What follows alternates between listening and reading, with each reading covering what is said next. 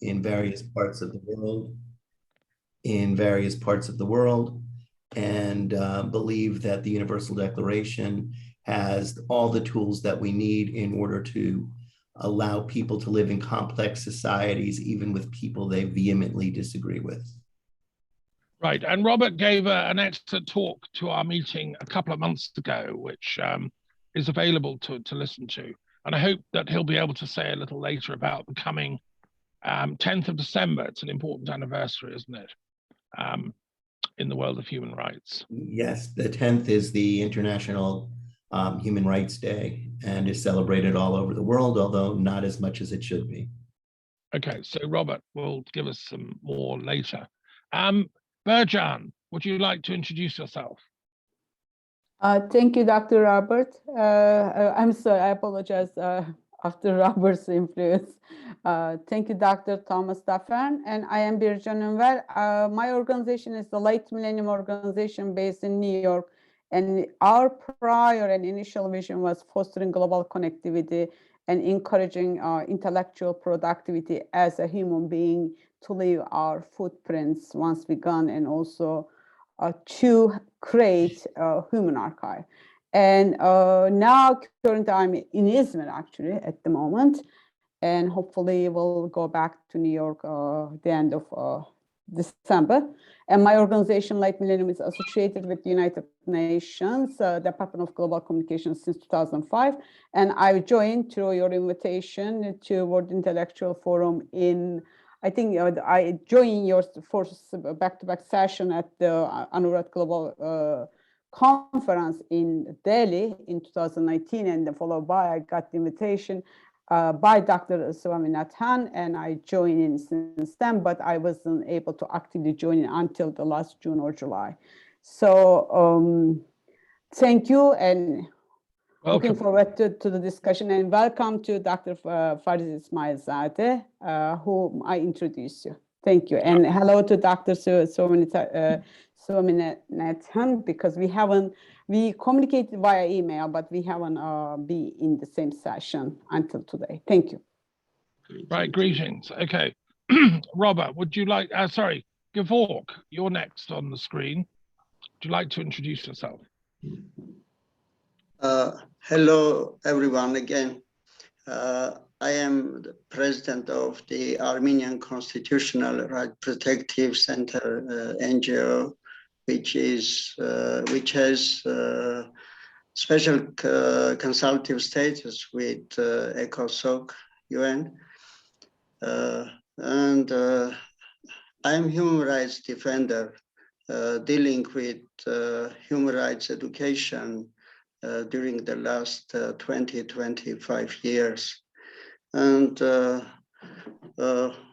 I'm also chief president, chief editor of the scientific journal For the Sake of Justice. We are mainly dealing with human rights, and particularly human rights education in Armenia and in some other countries. Thank you. Okay, good. Well, yeah. Dr. Arun, you're joining us, I believe, from India. To introduce yourself. Hello. Hello, hi. Hi, greetings to everyone, and my greetings to all of you. I'm Dr. Arun Sikwar. I'm from city of Taj Mahal in Agra, India. I'm an assistant professor in a university here in Agra. Until I met Professor Thomas Daffern last year during this court period, I never thought that I'm an intellectualist. And now I'm happy to say because being a university professor, I can also work simultaneously, not only to teach the students, but also to the society. So I'm happy to call myself as an intellectualist, and I just try to copy myself so that I can be, think, and I can produce some meaningful ideas for the society and for human society, just like you all. Being a neuroscientist, like I wish to proliferate the message that it is the human brain and ultimately the mind which keeps all, the good thing and bad thing in the world. So why not we should construct the meaningful neural circuitry so that we can have some positive aspect. Let's say like conflict negotiation, or removing poverty, and removing all the disease also. But somehow there's some people are using this power of mind in a destructive way. Like I can say, certainly this coronavirus is also such kind of thing. Atomic bomb is there, weapons are there. So let's proliferate the good, good feelings of the mind for the constructive purpose. So that's, I want to correlate myself as a peacemaker in the near future or so. And I want to work for the society in the constructive and purposeful meaning before we die of the world. Thank you, Professor Thomas and Professor Swaminathan and others. Welcome back, Dr. Arun. Nice to see you. Hopefully you can say a few more words a bit later about neuroscience. I will try if I'm online, because I'm traveling, so I might be on and off. So, but I will try. Thank you. No problem. Thank you, Dr. Thomas. Right, Dr. Swami Nathan, you're next on my screen. Can you hear us properly? Yes, I can hear you. Greetings. Do introduce yourself. Not everyone's come across your copious works yet. Yeah, go for it. Yeah, I'm Dr. Swaminadhan, the Global Chair for the World Intellectual Forum. And I have been an academician, a technologist, a researcher, and a planner.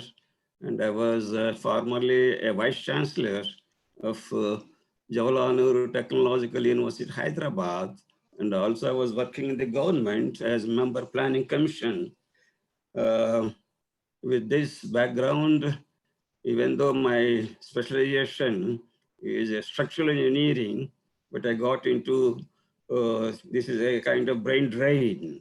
I got into the world affairs. So in that context, we have constituted this World Intellectual Forum in December 2017, inviting all intellectuals like Professor Dr. Thomas and other people. We formed an intellectual group. And this group, I must say that it is having one of its objectives as a world watch objective, world watch. That means it hovers over the whole canvas, world canvas, and locates the problematic areas and also the problems. And then later it brainstorms and try to find out solutions to these problems and circulate them. That's one thing. Other thing is, of course, we do advanced thinking. Here, this is a very important issue. Advanced thinking. In the process, sometimes we may be having a radical approach, and impractical issues also crop up. But anyway, one has to have innovative approaches, and they may not be palatable in the present context, but in the future, sometimes it may catch up and do some good to the humanity. So this is how we are doing in this context. Dr. Thomas, is only introduction, or can I go ahead with the?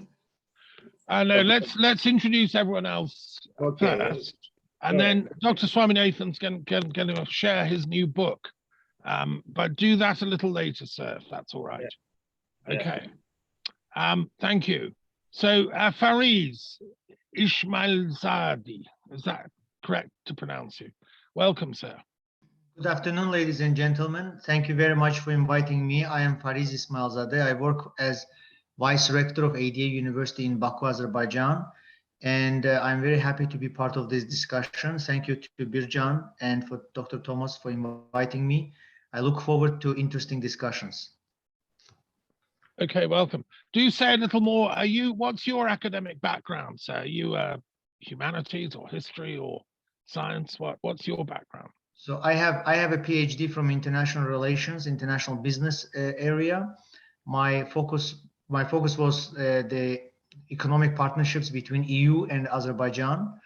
And I also have published 4 books about the regional security, conflicts, peace in the Caucasus. So this is what is my area of expertise. Right. Well, that's very relevant to what we're going to be discussing. So welcome. Yeah. Morag Fairley joining us from Scotland. Do introduce yourself, madam. You'll have to unmute. Yes, good afternoon from Scotland. Happy St Andrew's Day, everyone. It's our patron saint. It's his day today here in Scotland. I am the secretary, thanks to Thomas, of the Intellectuals for a Free Scotland. I also do a lot of medieval work, is like teaching people about the history of Scotland and the history of Robert the Bruce and William Wallace, Robert Burns and other greats of Scotland. I'm a student of world religions and arts, and I do all sorts of a little bit of everything, I'm afraid. Right, welcome. And Morag's been quite active in this work for Scottish independence. I lived in Scotland for 7 years and came to share the view that Scotland's destiny is best forging a new peaceful identity rather than housing the British nuclear weapons fleet. At the moment, it's just being used for that, really. And today, as Morag says, is St Andrew's Day. So we celebrate the Christian Saint Andrew, who was the brother of St Peter, no less. So welcome, Morag. Yeah. Karen, you'll have to unmute and join. Introduce yourself, please. Hi there. I hope you can all hear me. I just have a new computer, so I'm trying to figure things out. But I'm calling from Canada, so good afternoon to most of you. It's morning for me. I just by way of background, I'm a neurologist and practicing still. So I volunteer with an NGO called Parvati Foundation. We work on protecting the Arctic Ocean. And I met Thomas, had the good fortune of meeting Dr. Thomas at the World Peace Congress that recently happened virtually, as well as in Barcelona. And basically, you know, we really connected on the basis of the need to protect the Arctic Ocean for global peace, as well as for ecological, humanitarian reasons. And that's because the Arctic Ocean is really turning into a playground, a military playground, but also an area of the world where countries are vying to exploit natural resources. So I'm happy to tell you more about it, but I think this is work that that is very much aligned with, I think, many of the organizations that are represented here in your humanitarianism. So I'm happy to be here. Right. Well, thank you very much for coming, Karen. And I will just say, I just signed their pledge. This group it's called MAPS, Marine Arctic Peace Sanctuary. And I'll circulate to everyone on this meeting the kind of pledge to sign. And with global warming, obviously the Arctic is warming up and it's becoming more of a battleground for the great powers wanting to do Cold War Part 3. And what MAPS is saying is, look, this is ridiculous. We can't afford this continual militarization, particularly in the Arctic, which is warming up 3 times faster than anywhere else on the planet. And it raises huge issues. We've just had COP26 in Glasgow that Morag, you know, can tell us about later. And it didn't really achieve very much in the way of sort of firm action to prevent the environment. And also in COP26, militarism was never once mentioned. It was not on the agenda, which is ridiculous. It's like talking about ghosts and not actually discussing, you know, hauntings or something. There actually was a very short segment. And again, you know, certainly not a major theme. There was a small discussion about the footprint of military, you know, of the military in terms of, you know, the training, basically the whole machine of militarization and its footprint, its ecological footprint. But we know it goes far beyond that, right? You know, it's more than just an ecological footprint. It's humanitarian, certainly, and it's peace. It's about peace.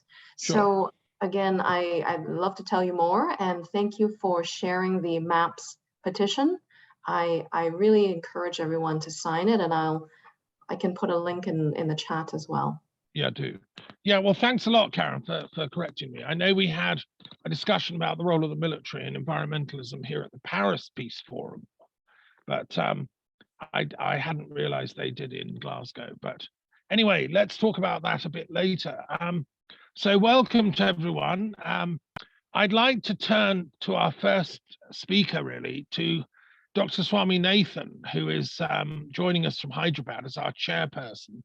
I think he should go into bat first, as we use the cricketing analogy in Britain. And he's just published a new book, which he can tell us all about. It's a visionary idea, and that's what we're for, is to discuss visionary ideas. So, Dr. Swaminathan, the floor is yours. Go for it.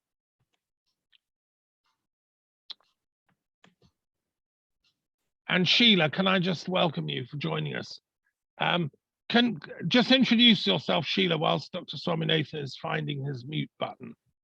Hello. Okay, Sheila, can you hear me, Thomas? Yeah, I can. Yeah, we've all introduced ourselves, but you're the only one from England, so I think you should get to introduce yourself. That rogue nation.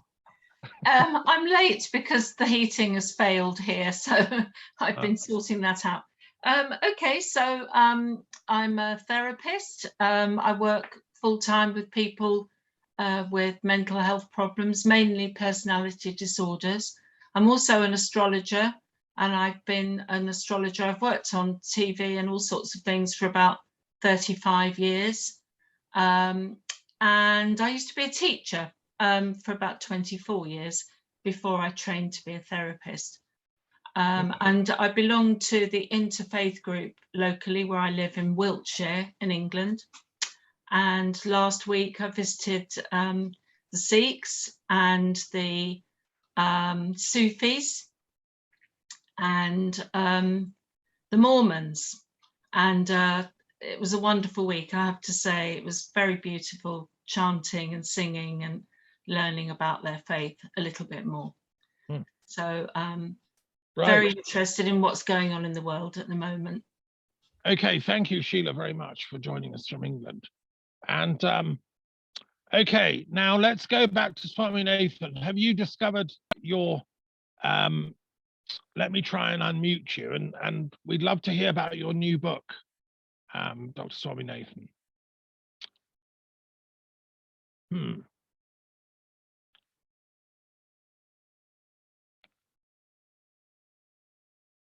He might have, okay, he might have popped out somewhere. So we'll come back to him. Sorry about that. Okay, let's turn to another significant issue we talked about last month, which is the statement that Gevork and I drew up about the recent war between Armenia and Azerbaijan.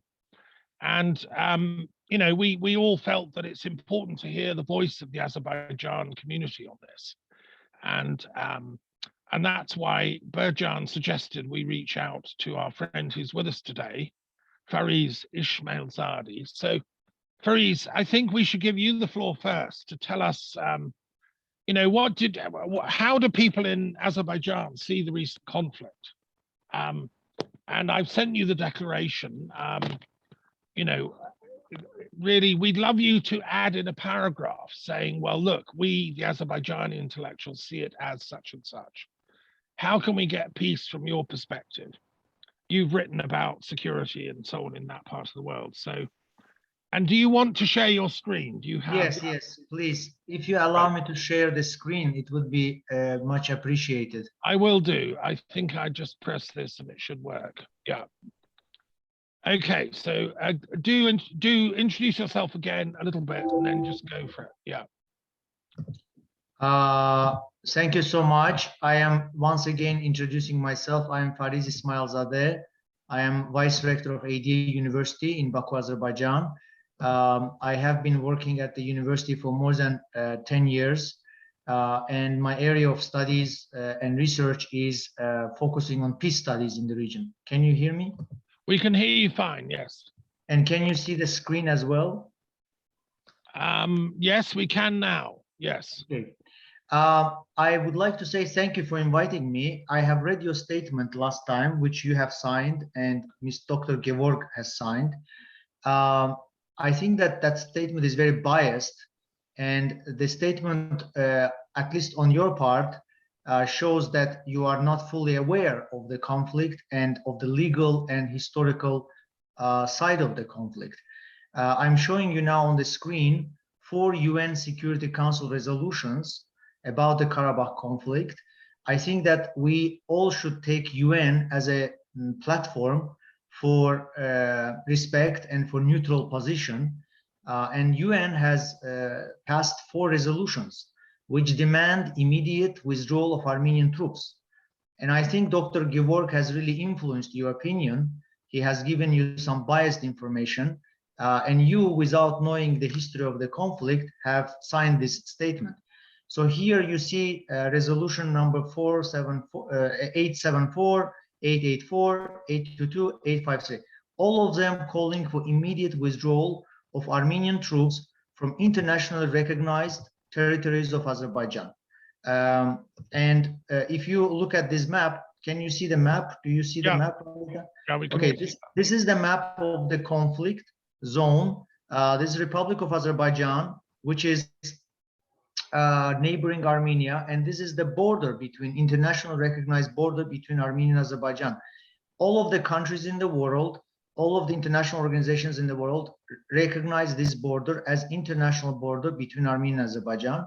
And this shaded area is the area which Armenian military troops have illegally occupied since 1993, despite UN resolutions. And this occupation has resulted in 1 million refugees of Azerbaijani citizens that are living in tent camps. You see this picture of the tent camp? This is the picture of ethnic Azerbaijanis living in refugee camps because of this occupation. And this is the picture of families living in tent camps for more than 30 years. So this is the reality on the ground. Unfortunately, the statement is 180% opposite of this reality. And here on this picture, you see one of the 7 towns in the occupied areas, Azerbaijani town of Agdam, which is now called Hiroshima of the Caucasus because it is completely destroyed, completely looted. These are the private houses of Azerbaijani families that have been looted, vandalized, and completely all of the property has been stolen. So the reality on the ground is that more than 1 million refugees are living in tent camps for 30 years, despite UN resolutions. And this occupation has led to huge humanitarian catastrophe in the ground in Azerbaijani country. Now, despite more than 30 years of negotiations, the Armenian troops have not been withdrawn, and this occupation continued. 20% of international recognized territory of Azerbaijan has been under occupation, and people could not go back to their homes, people could not use their houses, so this occupation could not continue any longer. Last year, the international negotiations have broken down, and the 44-day war took place again between Armenia and Azerbaijan, military forces of Armenia and Azerbaijan. And as a result of this second Karabakh war, the territory has been liberated from Armenian forces, and the territorial integrity of Azerbaijan has been restored. This is something that most international organizations have acknowledged. UN resolutions have been fulfilled, Armenian forces have been withdrawn. Now, actually, there's a very good opportunity for peace in the region because of the liberation of the territories. There's a lot of restoration works going on. Azerbaijani government is spending a lot of funds to rebuild those houses, villages. And there's opportunity to reconnect Armenia and Azerbaijan through economic and transport cooperation. You see on this map, there's a map of railway and automobiles. This is the project which Azerbaijan has now offered to Armenia as part of a peace deal to cooperate on a regional basis, to open the borders, to reconstruct the destroyed villages and houses. And this railway connection will link Armenia and Azerbaijan to European markets via Turkey. So we believe that there's a final chance for peace in the Caucasus, for durable peace, no longer occupation, no longer refugee camps. People can go back to their homes. And in fact, I believe that this is for the first time since collapse of Soviet Union, this is the first time a chance for durable peace in the region and cooperation in the region, economic and transport cooperation in the region. This is what I wanted to tell you about your statement, about your position. Unfortunately, the text that you have written is completely opposite of what the reality is, what the UN says, what other international organizations say. So therefore, I would like to express my disagreement with the text. This text goes against the territorial integrity of Azerbaijan, which is recognized by many international and world countries. And therefore, I wanted to show you the Azerbaijani perspective to this issue. Perhaps Dr. Gevork Manoukian has given you completely different information, but this is the reality which UN accepts. Thank you very much. Right, okay, thank you very much for your intervention, Fariz. And I mean, I'll just make a couple of general responses and then I'll ask Gevork Manoukian to comment as well. If you could stop sharing your screen, that would be helpful, I think. Okay. Okay. So, yes, I mean, you know, the thing is, Gevork Manoukian is on the board of the World Intellectual Forum here in Europe. And actually came to one of our meetings here in France. He's shown, you know, a lot of support for the work that we're trying to do. And I think most of the declaration that we drew up is very peace-oriented. And, you know, it's about an intention to try and find a solution. Obviously, the problems are not simple. You fought a war. I mean, in your intervention, you didn't mention the previous war. Those UN resolutions were all from '93, when the previous war was going on. I mean, I'd love to know what the UN's been saying since then, any future things. And obviously, we'd love to get the UN actively involved in peacemaking here. And I've been trying to get the UN to have more active in intervention with mediation, particularly interfaith mediation, which is my own specialism. And one of the things about the declaration you didn't mention, which I highlight, I mean, we're a non-political intellectual forum for debate. And there is a religious dimension to this. The Armenians feel aggrieved and, you know, the persecuted Christian minority. This is a cross they've had to bear for a long time. I don't need to remind you about the history of Armenia.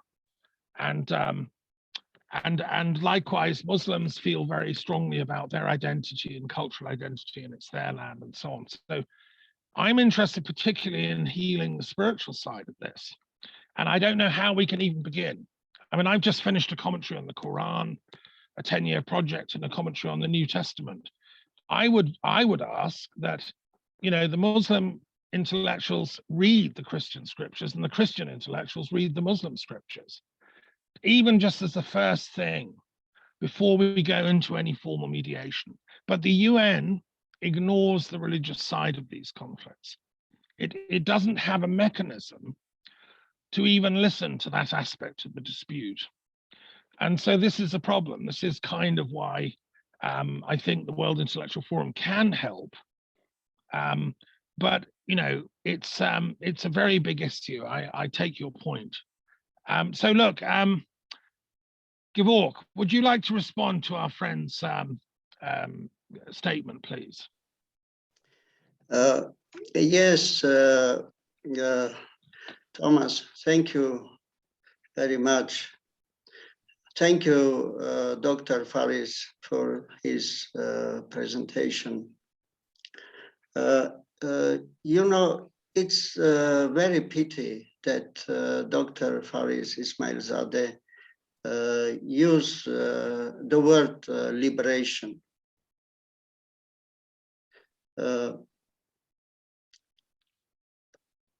Many scientists, historians, know very well the history. Many centuries, thousands of years, these lands belonged to Armenia. I would like to remind the creator of Armenian alphabets, Sant Mesrop Mashtots, created the first of his schools in Amaras Church, which is on the land that Pashinyan gave to Azerbaijan after the 44 war. It's very pity we cannot now discuss the historical issues, but how can we talk now about sustainable peace when a whole church can be disappeared, can be leveled up with the ground? I will now share a link from the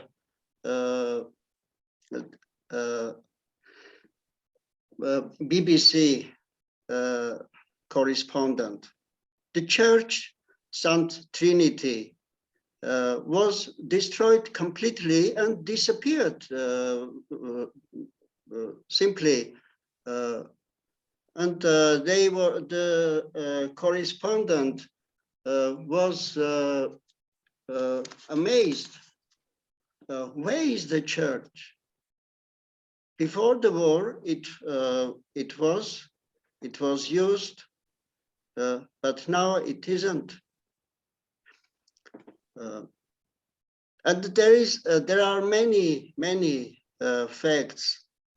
There are thousands churches, Armenian Christian monuments on the territories that Dr. Ismailzade considers that Azerbaijani troops liberated.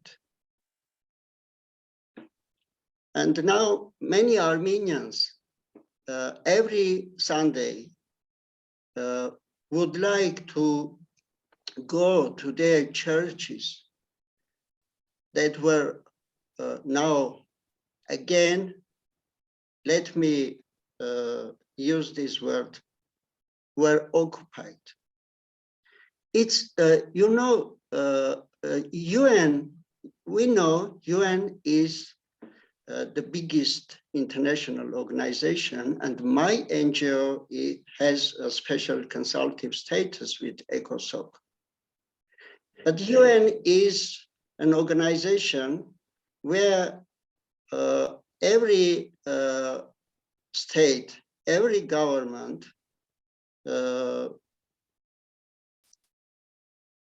tries to provide his opinion. We know very well how many decades ago UN issued resolutions about the Palestinians' lands. Why these resolutions are not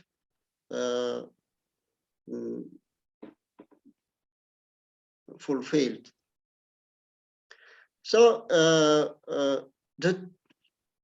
we know political issues are quite different from the truth, simply human truth and justice, fairness. I think that we, as peace lovers, as intellectuals, we should think in another way than President Aliyev or Prime Minister Pashinyan or President Erdogan. Their agenda are quite different. They don't want peace. They will not bring peace to us, to our nations. Therefore, Gevork, can I just intervene briefly? I'd like to hear more from you and Fariz in a minute, but I'd like to invite Robert Kesten, who's a human rights educator, who's giving a radio interview very shortly, so he can't stay with us very long. But Robert might be able to say something about how human rights education might help, for instance, this conflict, as well as others in the world. I mean, there are many others we could talk about, but would you like to comment, Robert? I mean, what is the importance of human rights education generally, and how could it help the people of Azerbaijan and Armenia to find a common language to heal these kind of conflicts? Well, the Universal Declaration of Human Rights itself was a response from the world to World War II and the Holocaust. It was a document that was designed to give us a language so that people could continue to live in complex societies, but speak to each other and not at each other, allowing us to live in those societies, even with people we vehemently disagree with. That is why it's probably one of the world's best kept secrets, because war and violence bring so much money into the pots of so few. And as long as those hostilities can be kept, these institutions and organizations gain power and wealth at the expense of the people of the world. Here is a prime example where two very intelligent, very caring people are speaking completely different languages. And therefore it becomes very difficult for one to hear and respond actually to the words that are being spoken by the other. One is talking in a historical context. One is talking in a current moment. Both are using the United Nations as a point of reference. Remember, the United Nations, especially today, is primarily an organization supported by corporations, as the contributions from member states has dropped precipitously. Corporations do not have the same interests that states have. And unfortunately, for the 75 years or so of the United Nations, it has had the interest of member states, not of people. Boundaries have been drawn, states have been recognized, policies have been enforced that protect states' rights, not people's rights. And so we have to get to the fundamentals, and the fundamentals are in the declaration. And that's why we do the learning process all over the world, to get people to learn to listen and actually hear what other people are saying, to get to the root cause rather than addressing symptoms. And it's very difficult because that's the way all our systems are in place, whether it's healthcare, whether it's education, whether it's commerce. Everything is based on symptoms, not on the actual reasons that things happened from the beginning of time. And then we build on those mistakes and those errors in judgment time and time again, plastering over what has happened so the infection continues to fester below the surface. The best way for any group, regardless of it being Palestinians and Israelis or Greeks and Turks, to start the healing process is to first integrate human rights, and the Declaration of Human Rights is foundational to what they're doing. South Africa has tried to do that in its constitution. Ghana has tried to do that in its constitution, but laws and rules are not the best way. It has to be at the level of humanity. And that's one of the interesting things about WIF, is that it talks about these things from a perspective where people can actually dialogue and conversation and getting to know people and getting to understand Article number 1, that all people are born free and equal, regardless of state boundaries, regardless of religion, regardless of educational expertise. If we first start there and then build from that, we have a much better chance of making progress than we do to argue the historical facts or the UN's positions or any of the other things that cloud our discussion rather than clarify it.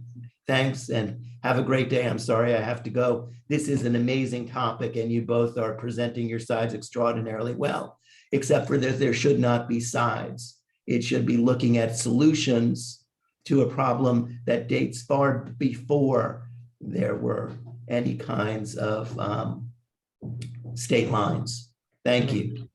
Okay, thank you, Robert, for your wise words. Have a good interview, and we'll see you next month, hopefully.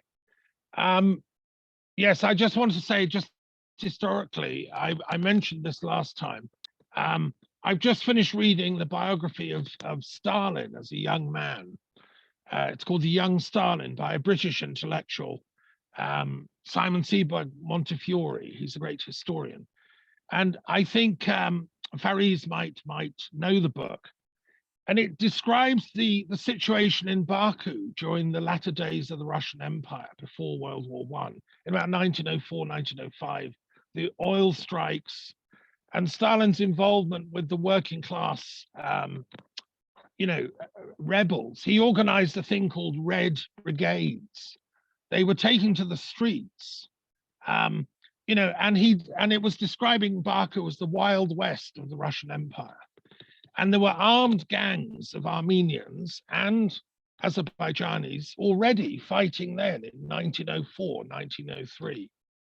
So this is not a new conflict, and we know, out of that chaos came Stalin, and he was trained, as it were, on the streets of Baku and Tiflis. And I was shocked at how ancient this quarrel is, right? And I don't know what, maybe Fariz, it's your turn to have a second go. Having heard from Robert Kesten, is there anything you'd like to add to what you were saying about a new way of looking at this problem? Yes, I think that very important now, after 2 wars between Azerbaijan and Armenia, is to focus on dialogue between young people, dialogue between academicians. It's very important that we bring together Armenians and Azerbaijanis so they can talk to each other. Unfortunately, during 30 years of occupation, Azerbaijanis did not have chance to talk to Armenians, and we don't know each other, especially young generation doesn't know each other. I am a firm believer of sustainable peace between the 2 countries, where each countries respect each other's territorial integrity, respect each other's borders, but we also have a chance to do economic cooperation, trade across the borders. We open our borders, and that's our vision for peace, that we should have more collaboration, more regional integration, more cooperation. If we have some investments into the Karabakh area, Armenians and Azerbaijanis can equally benefit from it. They can get jobs, they can learn to live together with each other.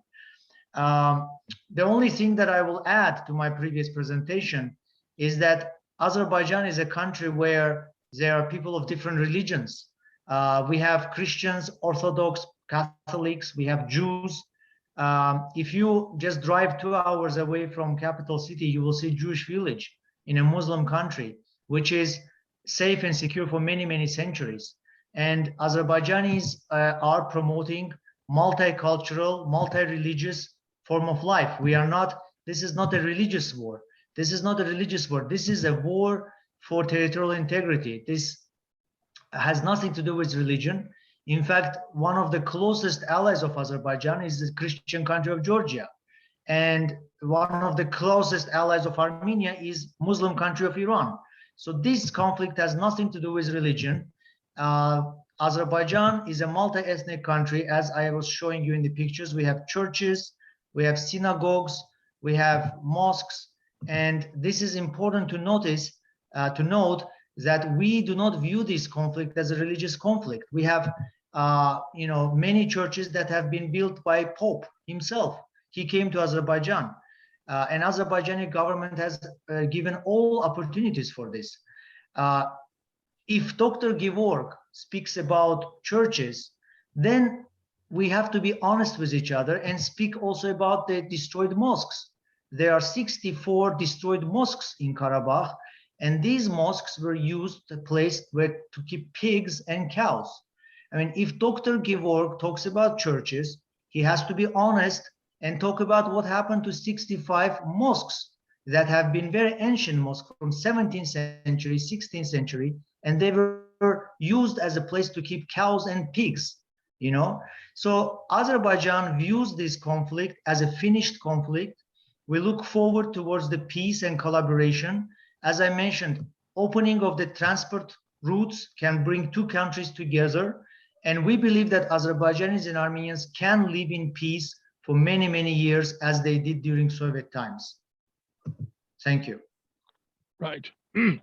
Okay, thank you. Yes, I take your point. Obviously, Azerbaijan has many different religious groups, and so does Armenia. But I think, and I would agree, that these conflicts are not just or mainly about religion. I think where WIF might want to say is that the spiritual dimension of peace may be helpful. So whilst the conflicts may not be about religion, the peacemaking can be. And the insights of leading thinkers in Azerbaijani society and Armenian, whatever their religion, Christian or Jewish or Muslim or whatever, Protestant, Catholic, their thoughts can help build that peace, because peace is of great interest to religions. It's what they're supposed to do, isn't it? So anyway, Gevork, I think it's your turn to make a response, and then we'll move on, if we may, to another part of the world. We're going to talk about the Indian subcontinent, and Sheila's got a point too. Gevork. Okay, thank you. I agree with Dr. Ismailzade that this war was not religion. It was for territories. That's true. Concerning the, but I wanted to receive answer about the church near the city Hyderbad that was disappeared. But he showed pictures. I'm amazed that he states that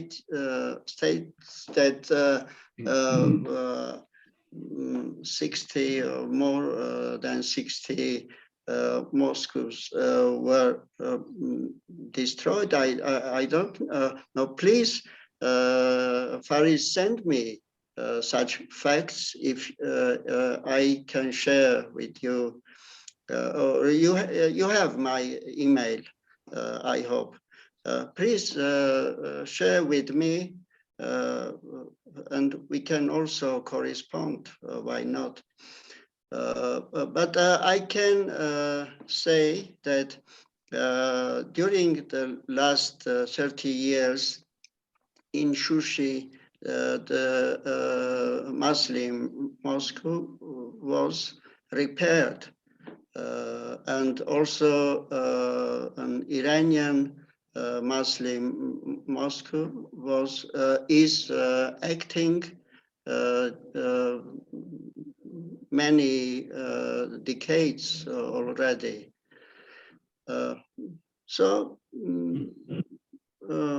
But what was said by Dr. Ismailzade,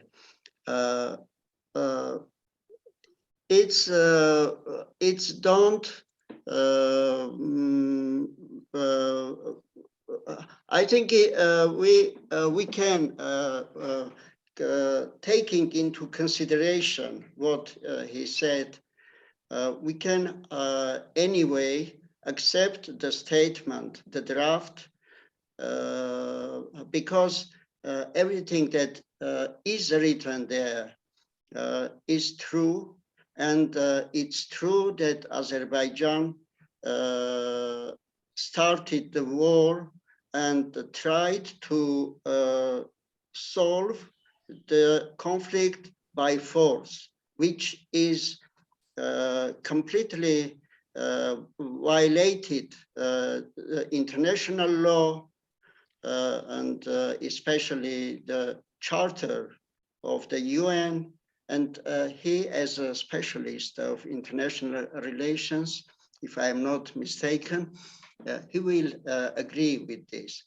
And again, we should not think in the way as our officials, our presidents. We should think and find solutions with another based on human principles, not governmental. Thank you. Well, thank you, Gevork. I think I hear that there's still some more work to be done, I think, with our draft. And I think what we'll do, Fariz, is if you have any sort of particular sentences or wording you'd like to put in the paragraph, I sent you a draft text saying from an Azerbaijani perspective, etc. If you could put in some position statements on that, I mean, I would, we'll include it. You know, the more of a holistic input we have, the better. I mean, one thing I think would be helpful. You're the vice rector of the university. Are you twinned with the university in Armenia? I mean, do you know of any Armenian academics interested in peace studies? Are you doing students exchanges?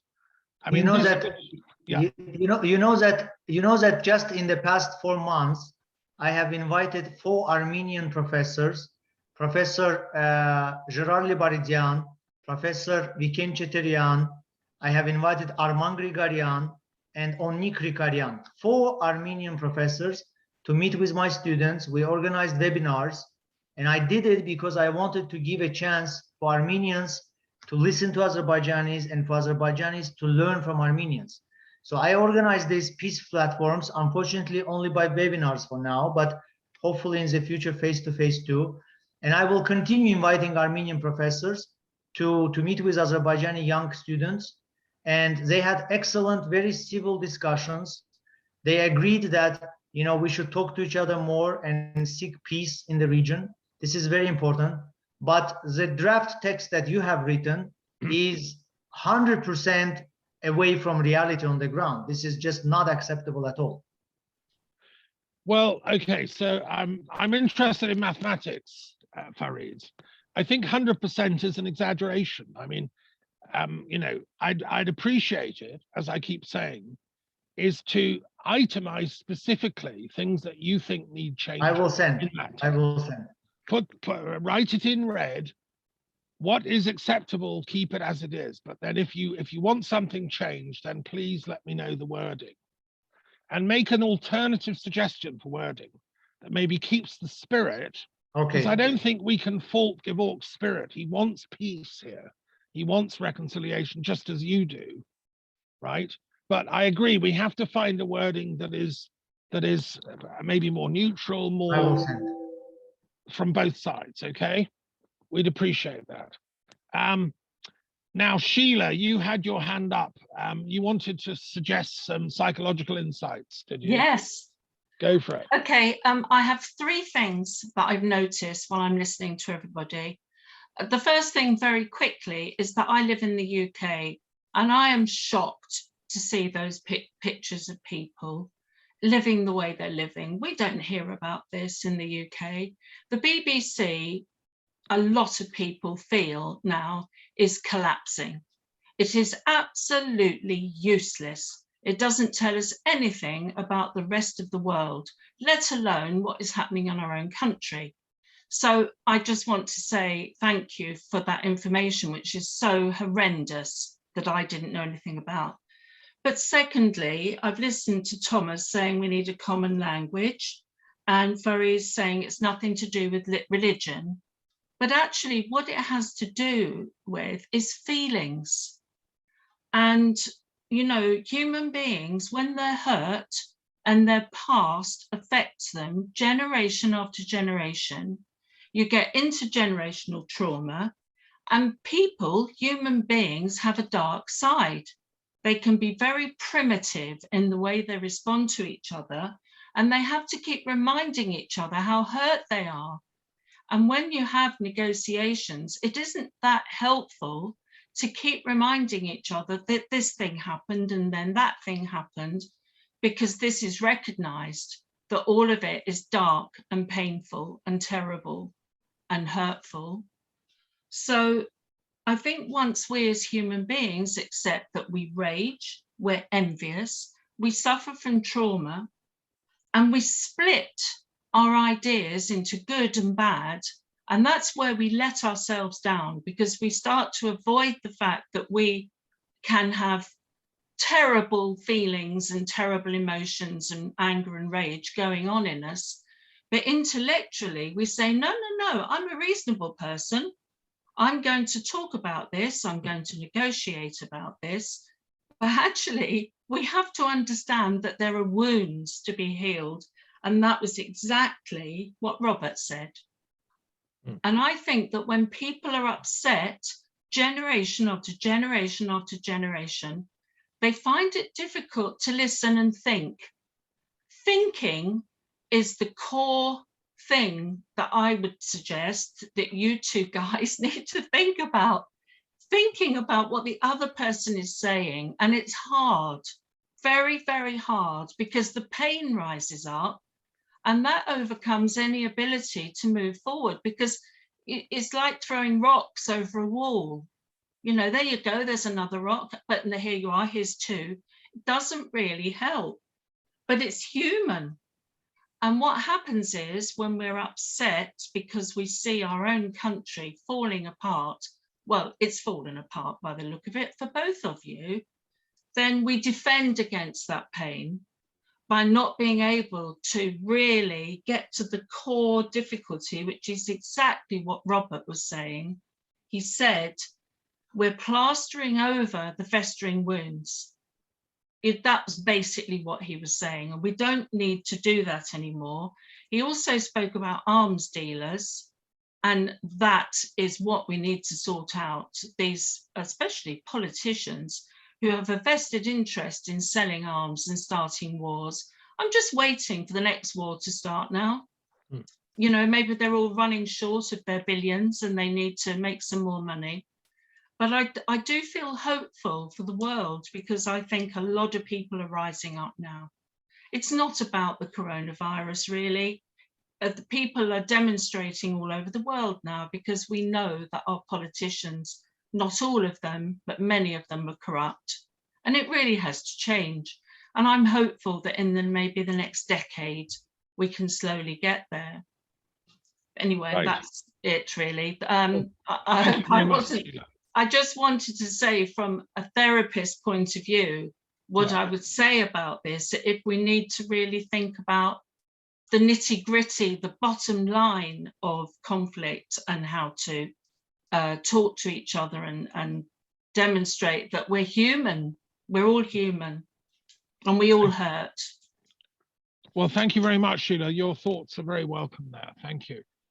Bircan has had her hand up for ages, and it's her turn to go now. Bircan, from Smyrna or Izmir. Yes, Izmir.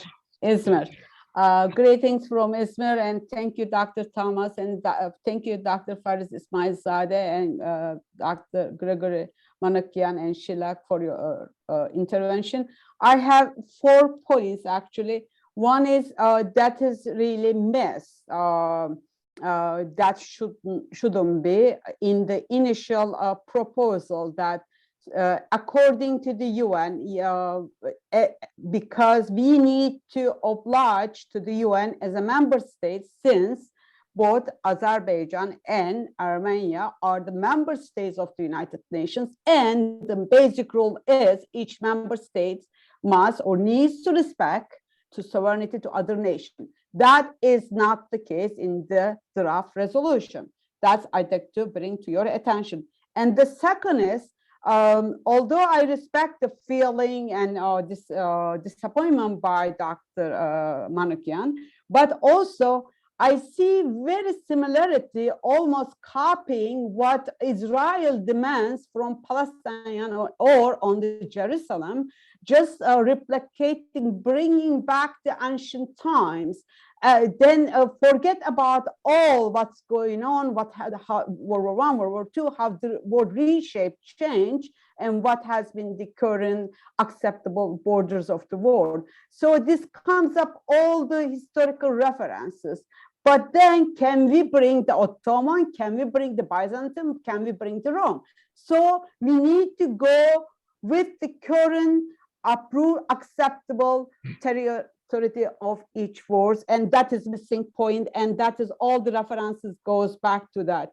And then also, I really appreciate that Dr. Ismailzade presented solution. But the time is peace and bringing people and development and serving people, not the militarism, right?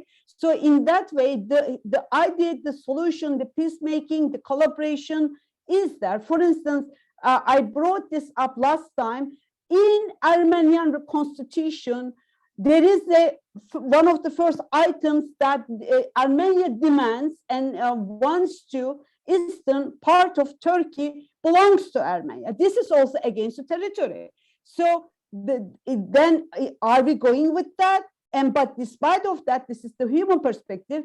There are over 100,000 Armenian people are working in Turkey. So why they have to work in Turkey? Because Armenia can afford, maybe couldn't find a job. They moved to Turkey to save money, to go back to survive. So why we can't focus on the peacemaking instead of claiming land, steering wars, and as this proposal has kind of contributing to that. I think these are one of my points that I like to refer to Atatürk, because once the Greek and Turkish war over or settled down after the formation of Republic of Turkey, and Turkey had the right to defend compensation of the damage that Greece caused to Turkey. And then even one US ambassador asked to Atatürk, why you don't claim compensation? And he said, no, if we get the compensation, it will be one time, but we aim to establish the peace. So what Dr. Ismailzade is proposing, peace, collaboration, business, cooperation. So let's change the attitude. That's my proposal, and that's my intervention in this initial proposal. Thank you so much. Right, thank you. Thank you very much, Bircan. And yes, important points you make, and we'll have to discuss these in more detail, perhaps on another occasion.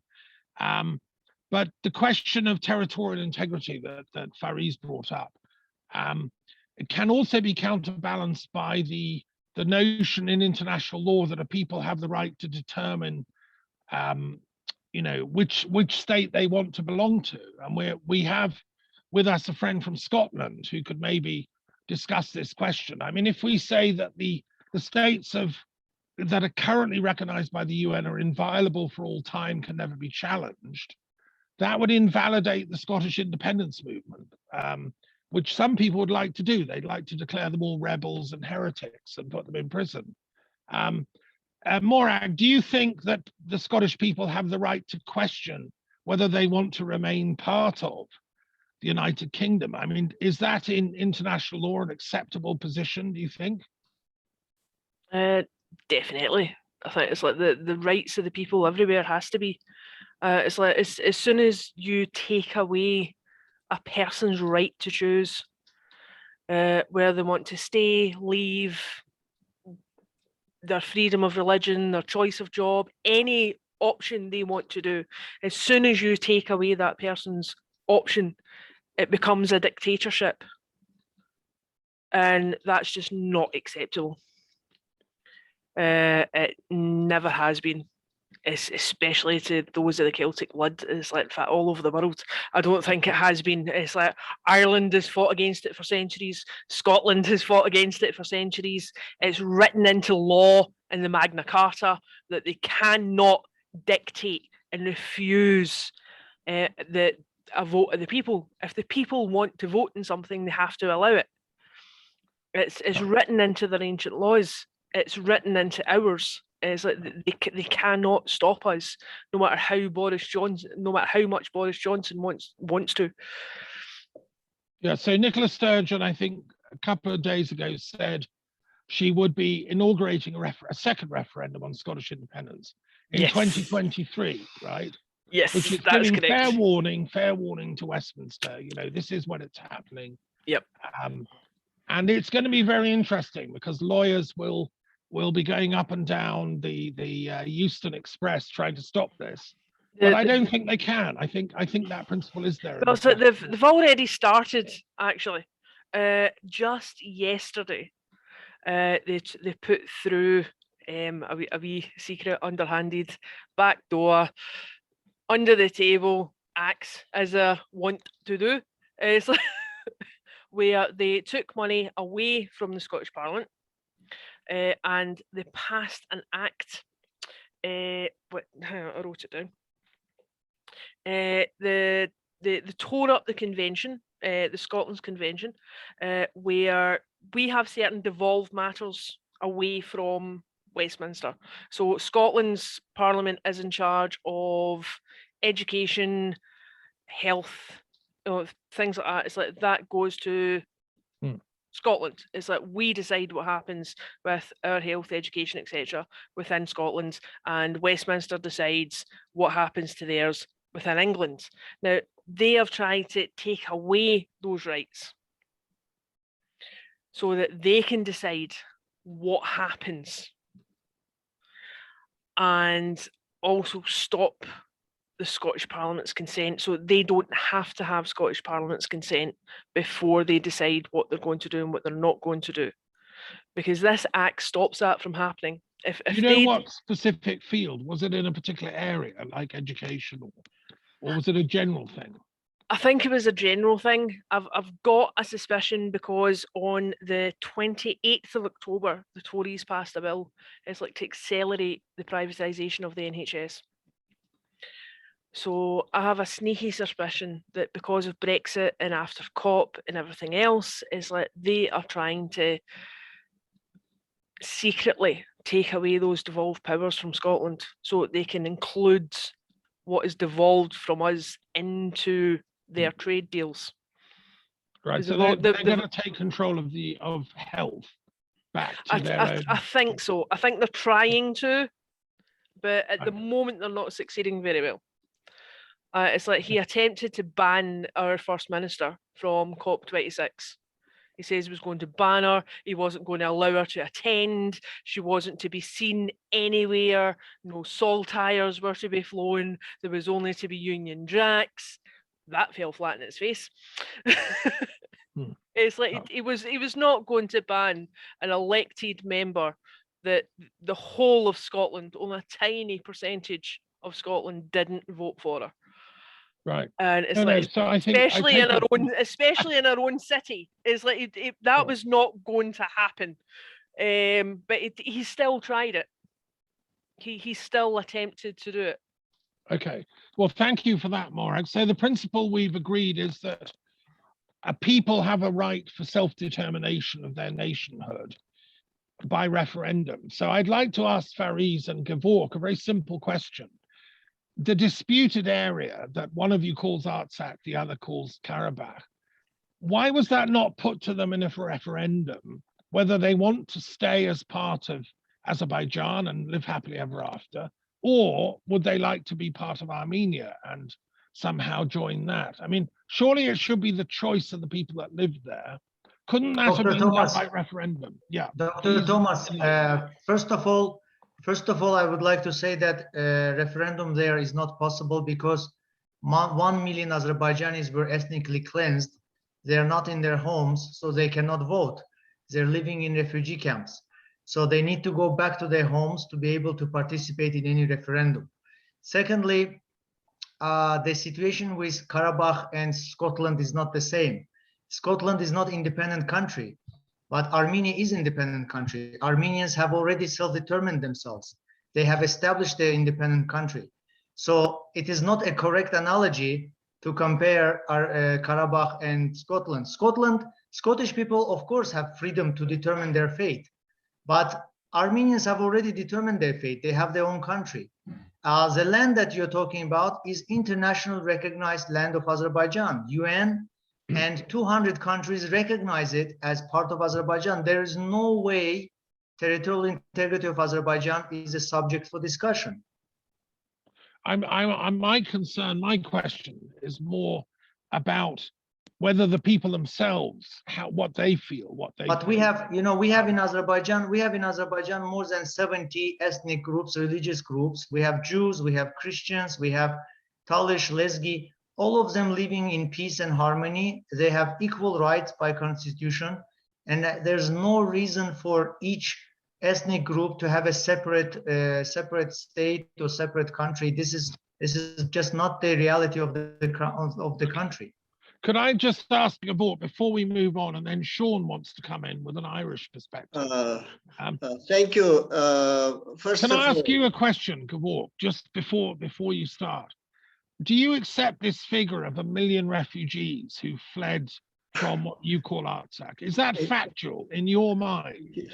You know, in Karabakh, even during the Soviet period, about 180,000 people only were the population.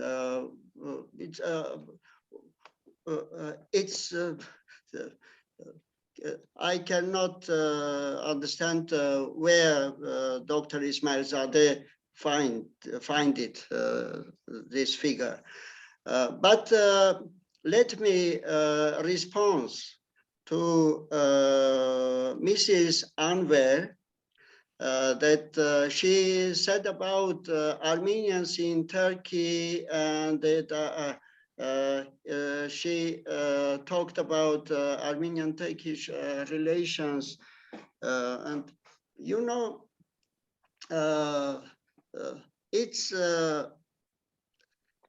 100 years ago. We know what has happened. That Armenian territories were divided by Turkey and Russia, and some territories were given to Azerbaijan. And let's not talk about this. This is another topic. You know very well these issues.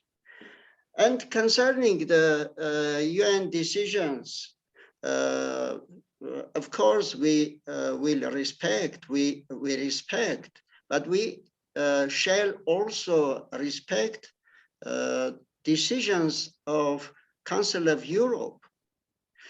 Only during the last 1 year, the European Court of Human Rights has issued more than 30 decisions about the inhuman treatment to Armenian prisoners and citizens. And none of these decisions Azerbaijan did not comply. Also, I want to give you all our colleagues that it is indisputable that Azerbaijan committed aggression, and the racist and Armenophobia character of Azerbaijan is obvious. Even from Azerbaijani sources, there are many videos of torture, beheading, intimidation, and bullying of Armenian hostages, prisoners. I will send you, and it is in the statement. I will now in a few minutes in the chat give you videos from BBC or Human Rights Watch. Okay. And this will show you what inhuman treatment was. And now to try to justify the dictatorial regime of Azerbaijan, Dr. Ismailzade, please, and Mrs.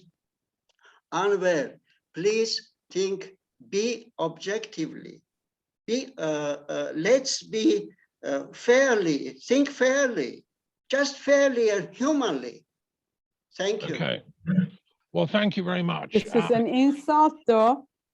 I don't think I mean, it's intended. I've been inviting. I'm sorry, I've been inviting to collaborate, to work together, and I am the one who proposed Turkish-Armenian synergy, and I got the Armenian NGO leg, but then they were under threat of cutting off their funds, so they withdrawn. So as Dr. Thomas stated at the beginning, we are looking for, we don't have government power, we are NGO, we are non-funded, we are just intellectual, and we are trying to collaborate and melt the ISIS in between the people. And people are getting along, but the politics builds up those hates, discrimination, all that. So the politics do not work in favor of people and people's rights and human rights. If you forget that, and if you say that, I will only object, and that's also we need to, based on here 10 people here or 8 people, we need to find a ground platform, basic ideas to work together. Otherwise, we will talk and everyone will say, or you are wrong and I'm wrong, but we're not going to get anywhere when there is already some common solutions. So if we work with the past realities, then also we forget past, today, present, and future. We also forget, as I stated last time, that this is a global issue. And Dr. Farizadeh stated Iran supported Armenia, Georgia supported, if I'm wrong, please correct, Azerbaijan. And one side is Russia, the other side is US and Turkey and Israel and many other countries. This is a global issue. Where are the people here? Sure. Okay. Please consider that. It's a big issue. Look, I think I want to move on from the Caucasus, fascinating though they are. We could spend another year discussing it. Sean from Ireland is joining us. He also has experience of peacemaking in Ireland. Sean, what would you like to contribute, please? Oh yeah, listen, I just want to say, I think I got my times mixed up. I've only joined there in the last 10 or 15 minutes, but I checked that for the next, because I thought I had the time correct. So I only came in there at the last few minutes of that discussion. And straight away, it struck me because right back in European history from, we say, even the First World War, how the nations of Europe drifted across. I mean, Germany was here and then it was pushed over. Poland drifted westward by about 400 miles at one stage. The borders, Hungary, the same, you know, they're saying their borders and their ethnic composition of the country. It's a real issue, and it's an issue in Ireland. It's probably an issue in Scotland as well. You know, with just a small island like Ireland, you think we could have just one country because we're surrounded by water and it should be straightforward, but no, it's not, because there's an ethnic border going down part of the country, the same as in most of the European conflicts over the last 100 years. That is an issue. And it's just as very sad, as Sheila said there, those two speakers, the two speakers we were listening to are very genuine. I mean, they are correct from their both perspectives, but how to move on from that, that's what we should be, what Thomas is trying to do. Is there a way, a possible way? And there should be, because we know after the Second World War, the real bitter enemies in the center of Europe, Germany, France, England, did come together, did eventually make some sort of agreements. So I don't know how it can happen in the Balkans, but because there are other issues there as well. I mean, that's one Pacific conflict. Right. Yeah, that's what we're up against. We, you know, the World Forum is trying to. There's no magical formula, I think, looking back at all the conflicts we've had in Europe, to get it around, because there are two very genuine sides to the conflict, over land and over ethnic occupation of the land. And whether there is a way around that, we haven't found it yet, unfortunately. And it just means that, you know, that conflict will go on for quite a while unless somebody breaks the mold. Anyway, that's my contribution. And sorry again for coming in late. Well, thank you very much, Sean. Yes, I've been in explaining to Sean that I attended a lecture at the Royal Irish Academy in Dublin in the last few days about the Irish conflict and the effect of Brexit. I mean, this is connected with what we've been discussing in the Caucasus, but the question is, you know, should a referendum happen because of Brexit? And there's a lot of political, you know, it depends which side you're on. If you want an Irish Republic, then you want a referendum. If you want the status quo, then you won't. So this politics of when you're going to allow a referendum or not is a very interesting topic. And I listened to this lecture in which the Irish Protestant parliamentarian who was against giving it to the people was saying, no, let's keep everything as it is. Let's squash this concept. And then another professor was saying, no, you know, this is something that should be put to the people. And she referred me to a report from University College Constitutional Center in UCL, which was very useful. So look, I think we should move on to our other speaker, Swami Nathan, who's been waiting. Did you have a very quick point? Your hand is up, Morag. Go for it quickly. Yeah, it's just building on what everyone said.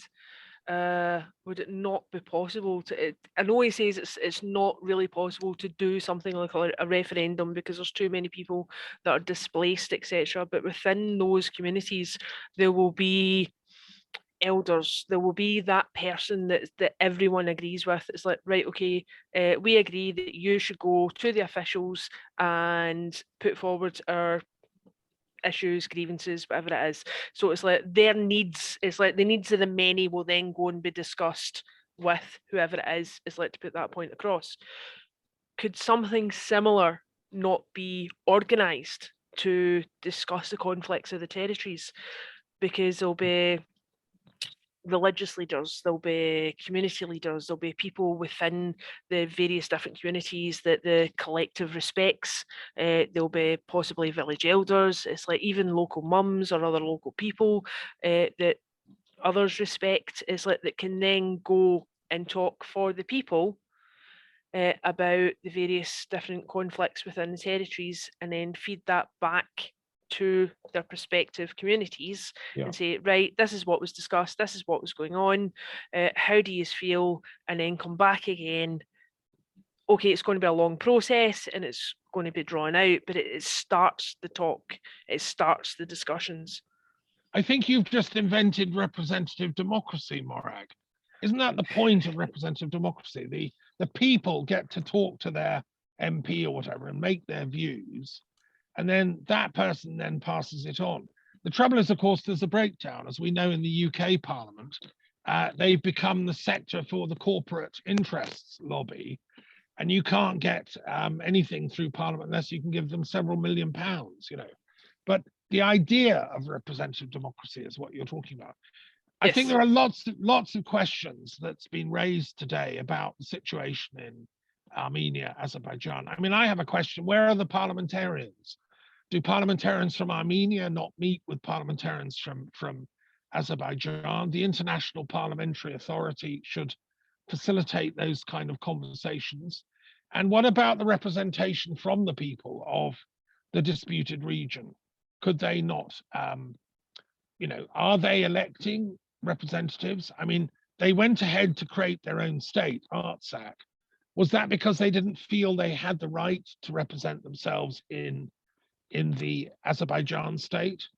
You know, these are all questions I don't think we have time to go into in full today, but you know, maybe next time we can look at those. Thank you very much. Dr. Swami Nathan, who is hopefully still with us, are you going to be able to share your book? He seems to have gone off. Thomas, would you like to respond, Gevork? Yeah. Thomas, I'm sorry.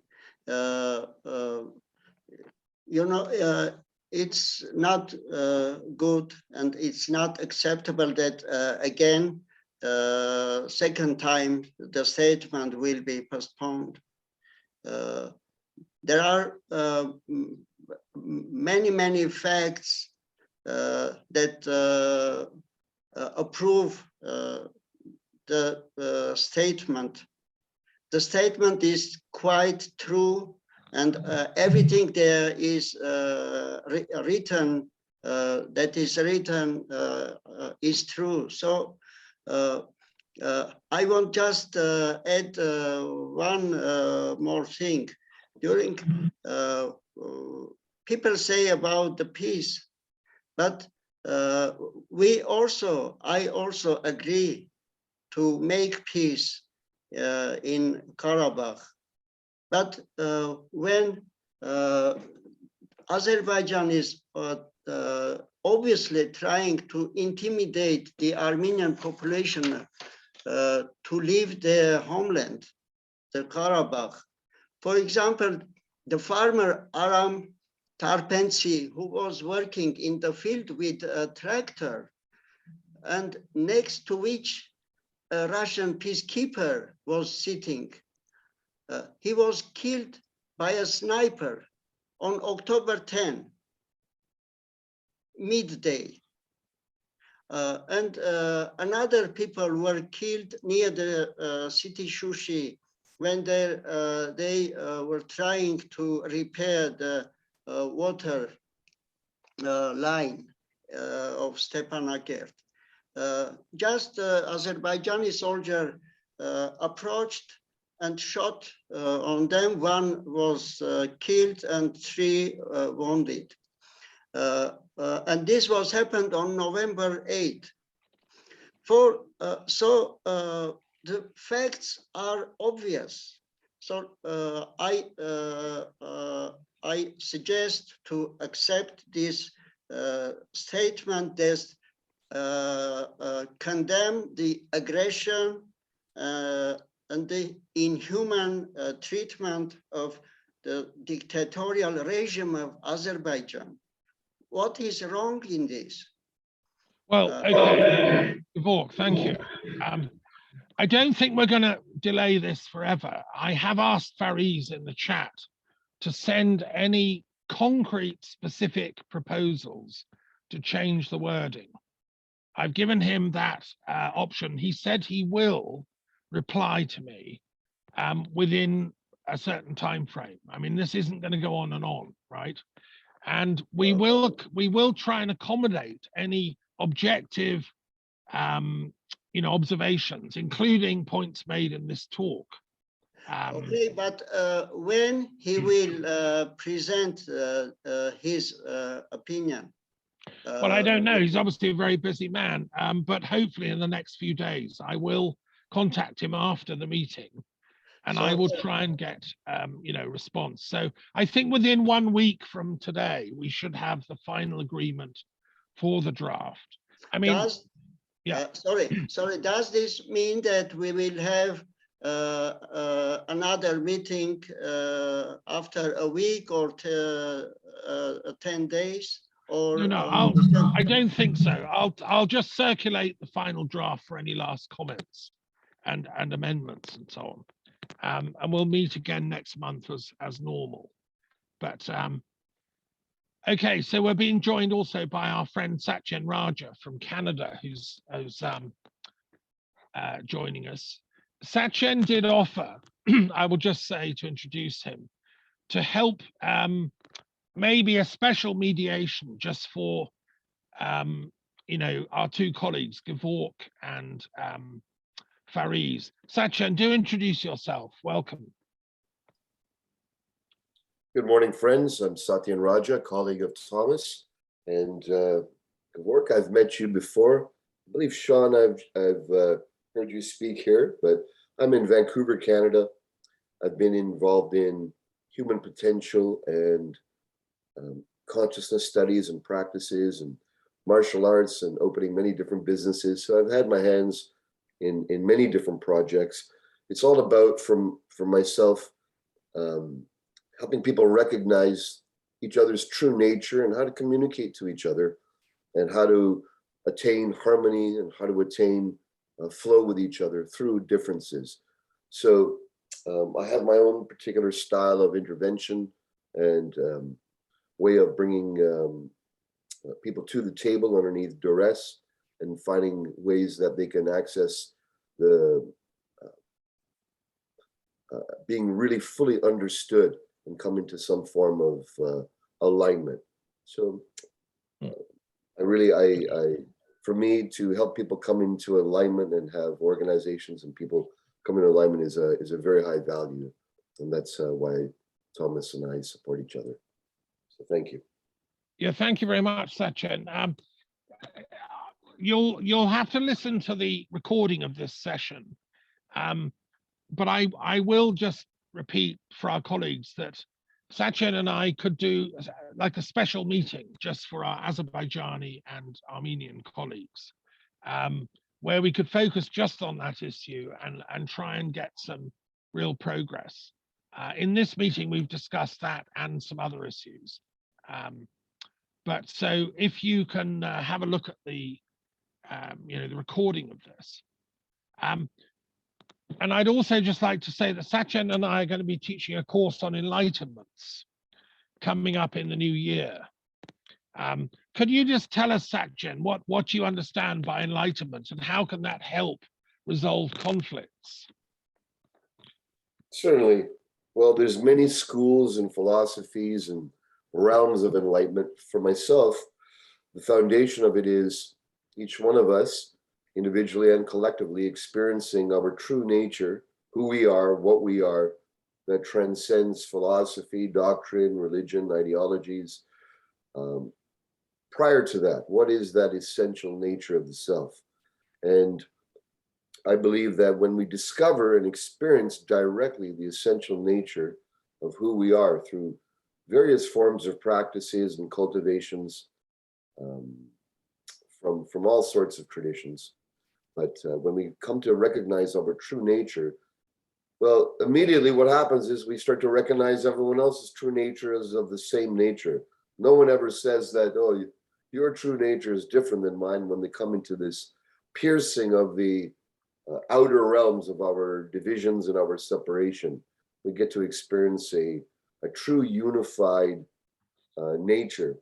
And until we experience that, we can talk about it, and we can get caught up in intellectual challenges and strife on a surface level.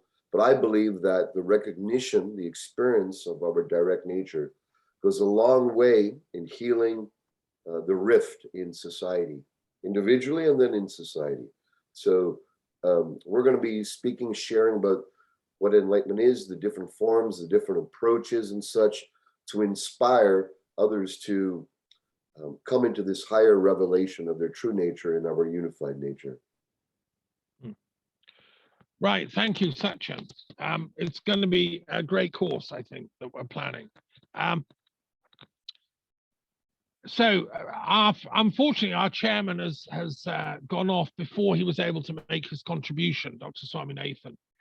Let me just say that he asked me to write the foreword for his new book, and I just want to share with you what that's about. I expect he'll speak next month. He's proposed quite a visionary project, which is that the three major states of the South Indian subcontinent, namely India, Pakistan, and Bangladesh, should come together and create a union like the European Union is in Europe. He's suggesting those three states should make a union called the Union of Indian Subcontinent States. Now, he's written a book. He's you met him earlier. He's a business, well, no, a sort of, I suppose he's a bureaucrat. I think of him as a professional governmental bureaucrat in the Indian system, and who's worked in many different organizations at governmental level. He knows how things work in that sense. And I think what he's saying is, why can't the people of the entire Indian subcontinent make a sort of federation like in Europe, like with the European Union?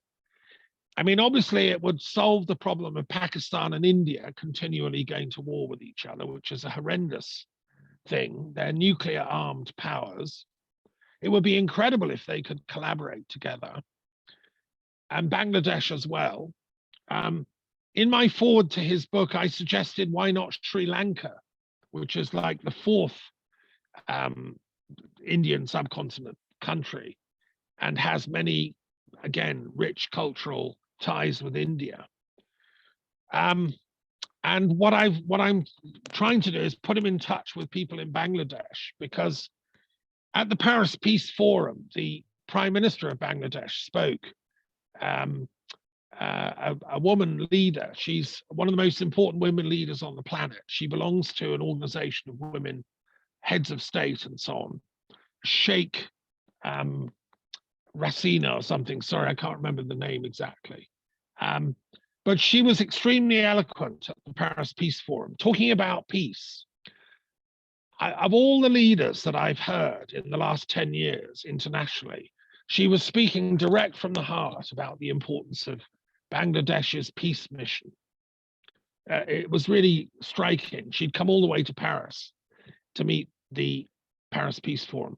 And I thought if Dr. Swami Nathan were to write her a letter with a copy of his book suggesting, look, this is my proposal. She is a woman of great vision. You know, I think she'd understand what he's saying and would probably propose it to her Indian and Pakistani counterparts. So that was what, you know, I'm trying to do to help Dr. Swami Nathan's vision. Would anybody else like to comment? I mean, does anyone else know the Indian subcontinent? Do you think this is a viable project, or is it too utopian, so to speak? Bircan, you know India quite well. You've been there. What do you think of the project? I mean, I've been in India 3 times, and I've been in Sri Lanka 3 times, and I've seen so many similarities, especially my first site was in Sri Lanka and then India, and there are so similar cultures and perhaps belief systems, but I am not an expert to make that statement in general or all as an overview anything will contribute to peace process and reduce the conflict in between the religious groups and in between the other countries, I will personally support it, but I have no capacity really to propose any solid idea. Thank you for giving me. Thank you. Yes, I mean, we have an Africa Union, which is a similar thing to the European Union, not so centralized, not so structured. But so really what Swami Nathan is saying, why can't we have an Indian Union? It would include all these Indian territories. It could include Nepal and some of the others as well. Since you asked me, maybe in that, but for a specific session from each nations that the book covers targeted, that, and then to have this discussion, let's hear from them. So then that, I think, will provide us a ground to understand. And once you say, yes, African Union, European Union, and maybe it's the best idea to have Indian Union in the at the UN to as a cumulative representative level. But again, the first we need to hear from the respective countries and their representatives and NGOs and people who live there, who really feels and what is their expectation, what is their consideration. So once we hear all of them, then we will have more clear perspective and understanding. Yeah, no, I agree. I mean, I did invite some colleagues to come to this meeting, but do you remember when we met in Delhi at the Anuvrat? There was a big delegation from Nepal. The Nepali parliament sent these people. We could contact them, for instance, and ask them to speak about this issue. So yes, including Pakistan and all in Sri Lanka. So otherwise, it's not going to be favored. The last meeting, I was objecting because without having Azerbaijan speaker talking about a proposal on partially Armenia targeting Azerbaijan was not right. Now, at least we have Dr. Ismailzade to bring the other side of the coin. So to hear the both sides. So this is the similar issue, maybe not from the conflict perspective, but from the overarching goal and vision. If we hear all of the representatives from each country, whether the government, whether the NGO or different level, so that will provide us full spectrum to understand the proposal better. Sure. No. Okay, so anyone with contacts in Pakistan, India, Bangladesh, or Sri Lanka, please I have let me know. Bangladesh and Sri Lanka. Yeah. Okay, so when you get the invite to next month's meeting, forward it on to them or send me their email beforehand. Satyen, do you have any suggestions? Well, first of all, my reflection on this is the ethnic background is the same of all these main core groups, and not even that long ago, India, Pakistan was one country, and Bangladesh. So of course, due to the political divisions, but the people aren't like that. Most of the people still see themselves as part of one general group of people. And I think there's an internal feeling, sentiment that we should be working together now.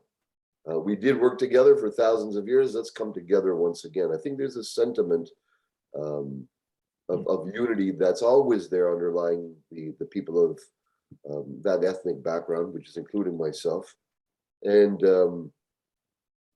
so I believe it's a very good idea to form a union, like an African Union, because it's an opportunity to come together in a cohesive way once again, rather than as individual states starting from scratch with everything economically. So I think it's a fantastic idea and I support it. And I think the sentiment is there in the background. Okay, well, I will circulate the information about the book when it's published, and we'll hope that Dr. Swami Nathan can talk about it, next time. I just on a little humorous note, Satyen, in my foreword to his book, I proposed the subcontinent of India Union should be headquartered in the Universal Peace Tower down in the south of India. That would be a wonderful symbolic location for it. This is a project Satyen and I have been involved with. Like to build like a universal super tower for peace.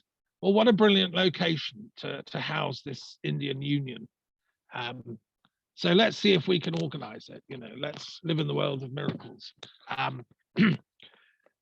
Right, we're coming to the end. I want to share just a couple of general intellectual points, really, from the French perspective, since I'm hosting this meeting.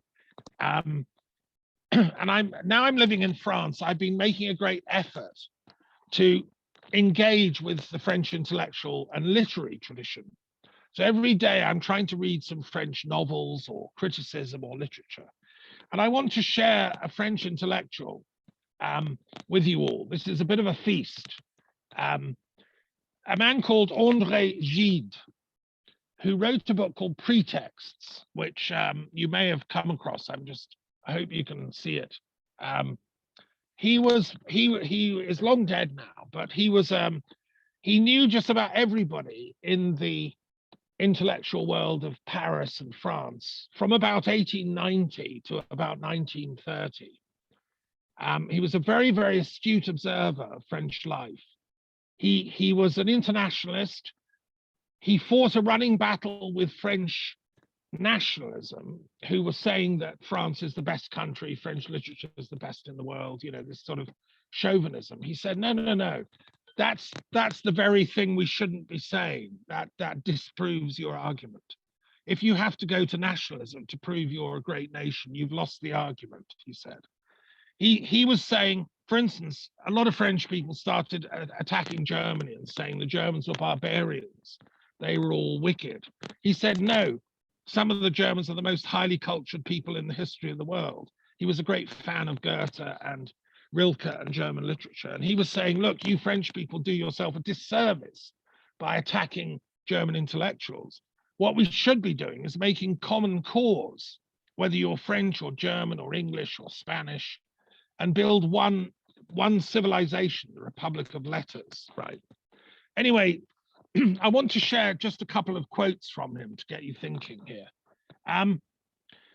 This is quite interesting. He was very interested in art and, you know, poetry, art, music. He was moving in circles where everyone was jostling together. The more numerous, the more diverse an artist's gifts, the harder it is for him to win public favor or even public attention.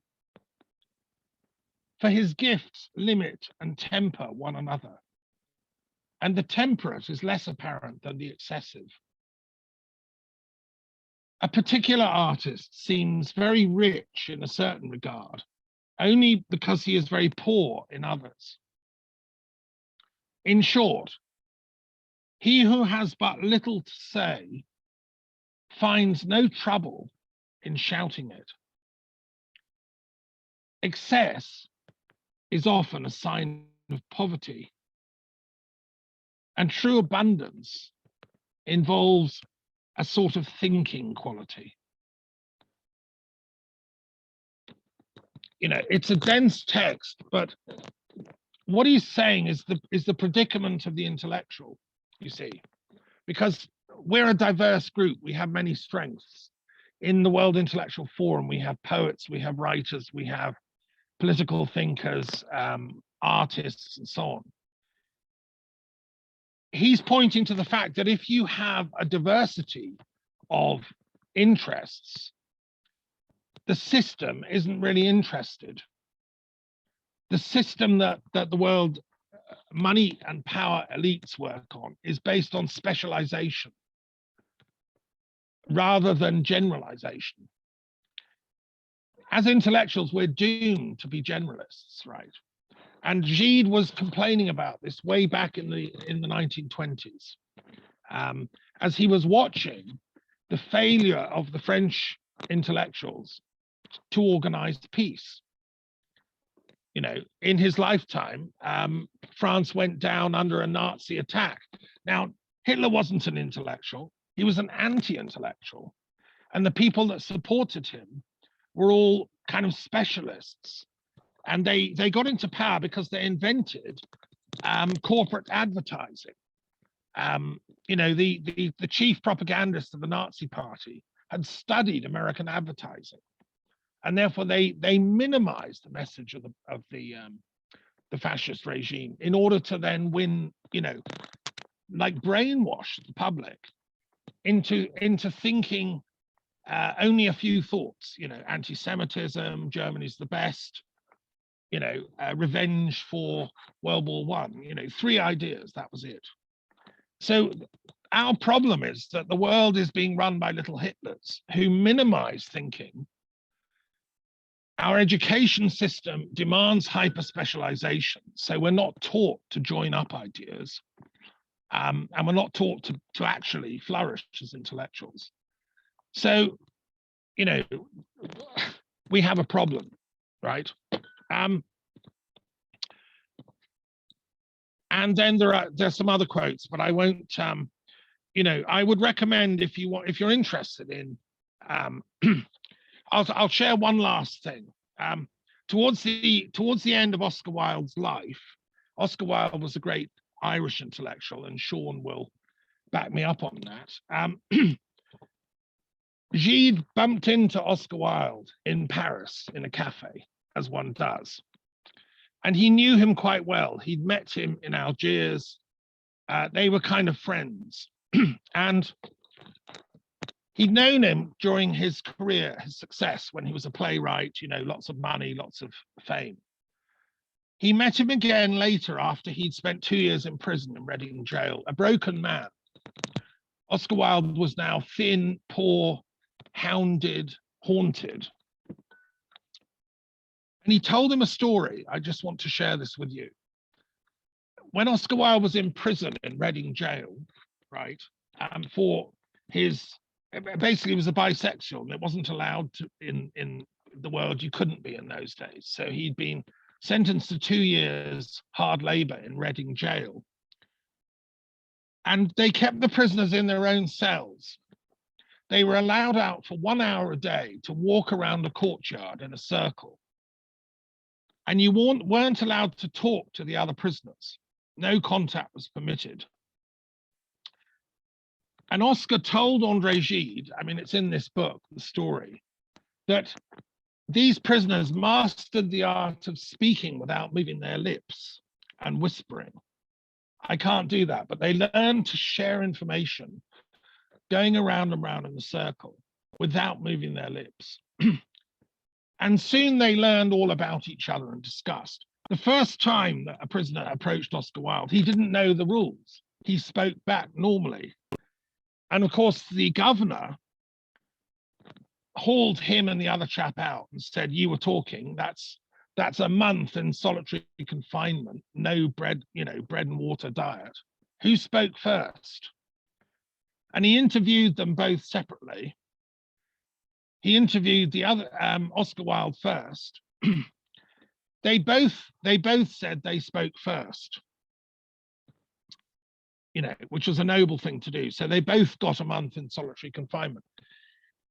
Anyway, to cut a long story short, Oscar Wilde was, he said the first few months in that prison, he felt like committing suicide. He was so depressed, so mortified, you know.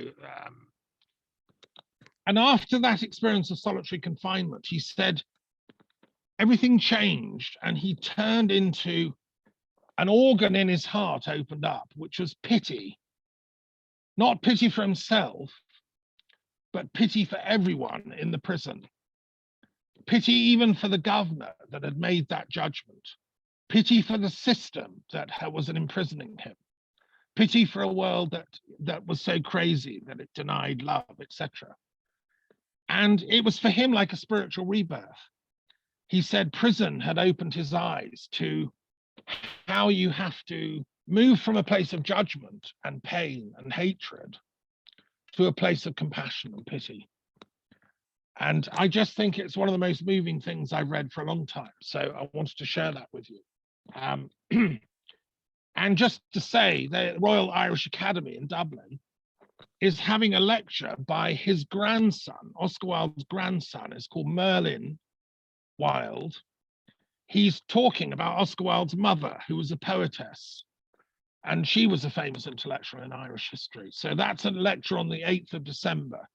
It's free, it's online from Dublin. If you're interested, just get in touch, okay? Right, any concluding thoughts? We've come to the end of our time. We've ended on a note of pity, which maybe we can try and cultivate for one another's, cultures which may be in dispute. We have to find a way to solve these problems in the world. And I think that's our function, as Andrei Gide said. It's the function of the intellectual to hold that flag of internationalism. Thank you all for joining. Any final thoughts? Morag, you were going to say something about COP26 briefly. I'll actually leave that because it's like COP26 is quite a diverse and involved topic. So what I'll do is I'll write a mini report, send it to yourself, along with links, newspaper articles, etc. And then if people want to read it or want to know more about what happened during COP26 in Glasgow, they can get in contact with you, and you can just share it across and email it to them. And sadly, our friend Karen from MAPS, the Marine Arctic Peace Sanctuary, had to go early. But I know that they're a very important group, and I will send you a link to their declaration, which is open for signature. I mean, we all think of the Arctic's quite a long way, but actually, I'm a Canadian. It's not. Canada has a huge Arctic coastline, and so certainly we should be active in supporting this Marine Arctic Peace Sanctuary, I think. Fariz, do you want to say a few closing words? I mean, as an academic, I think that you're doing a good job, as far as I can see, in promoting peace studies in your university. How long has your university been going? Is it a new one or an old one? Thank you very much for this excellent discussion. I want to say that I'm very proud to be joining you today.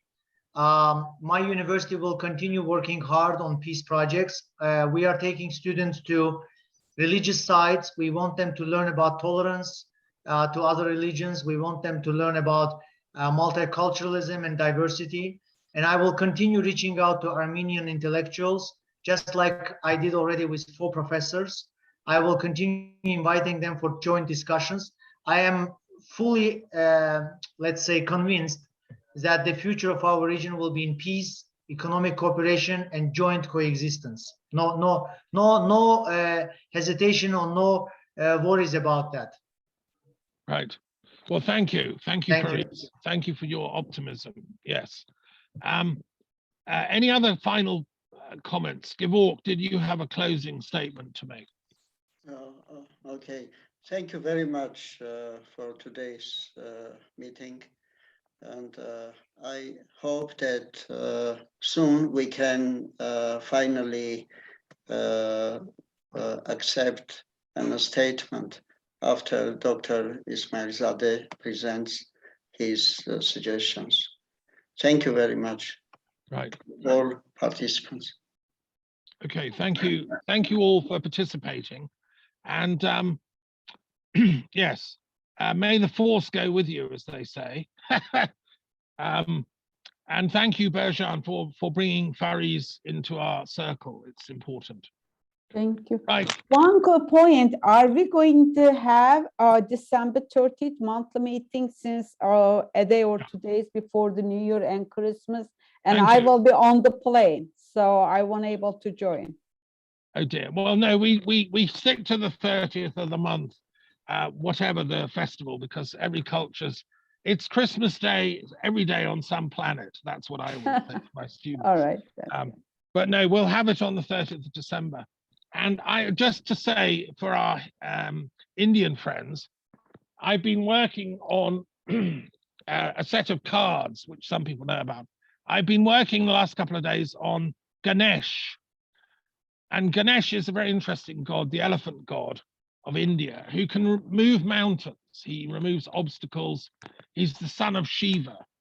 So I think in terms of intellectuals making a difference in the world, we need Ganesh to join the team and actually add his muscle power. So I'll leave you with that thought. And feel free to pass the word about what we're doing and invite any colleagues you know that might be interested in thinking. Oh, there was one final thought. This is, I promise you, the last quote from Gide.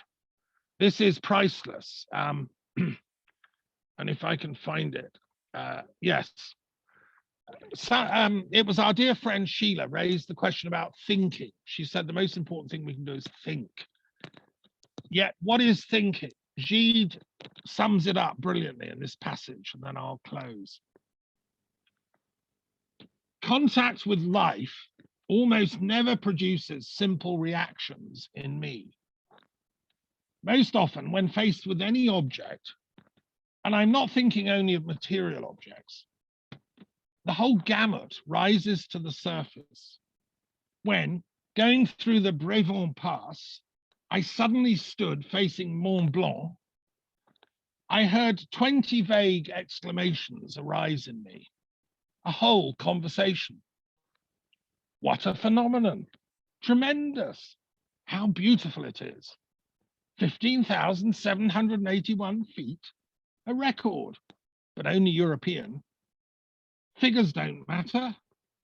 It would look higher if it stood alone. Yes, the range absorbs it. Marcel would loathe it, and how right he would be. It's hideous. And all this, not in succession, but all at once. I always feel gathered within me a contradictory crowd. At times, I should like to ring the bell, put on my hat, and leave the meeting.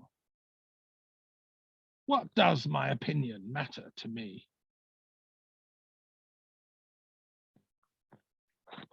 So there's a little footnote on thinking and these contradictory voices we all have within ourselves. I'll send you a copy of the text. Right. Okay. Shalom, everyone. And thank peace. you. Peace. Bye now. Bye now. Thank you.